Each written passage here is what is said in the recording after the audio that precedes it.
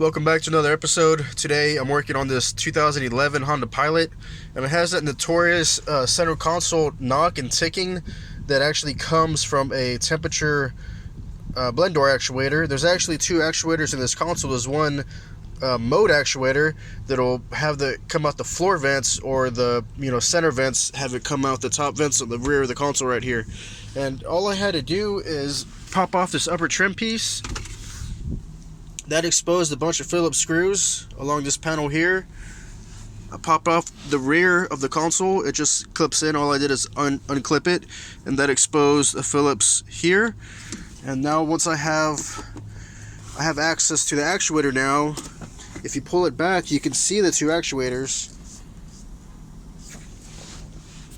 So this one here that I'm looking directly at, that's the mode actuator. So if you want to test that, you can switch from the feet vents to the center vents, go back and forth and see if you can hear it ticking or knocking.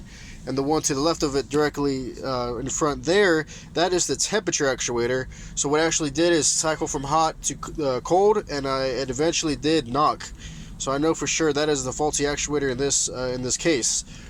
Now it can be a pain in the butt to access this. I guess the correct way would be to disassemble the console all the way, maybe pull it out, or even remove the driver's seats to get this side panel off.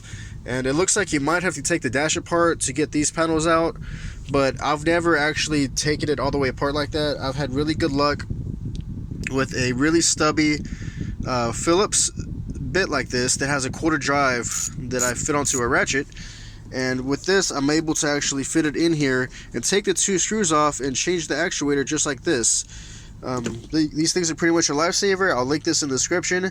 But with this setup here, you'll be able to change out the actuator without taking a whole lot of stuff apart. I'll try to show you, but it's just two Phillips screws.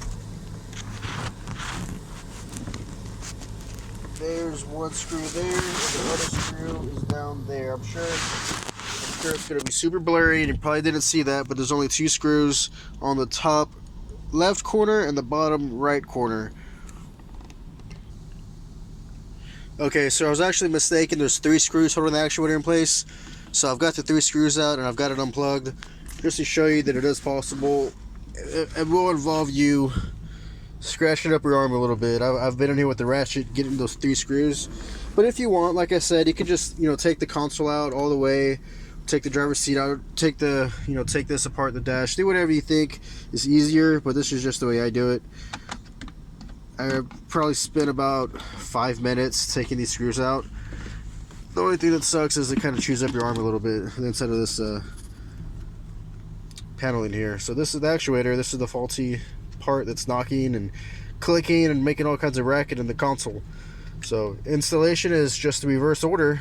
To make sure this little lever is lined up. There's a little arm down there that it's supposed to grab onto, right down there. But yeah, not much to it. If you like this quick little video, don't forget to like and subscribe.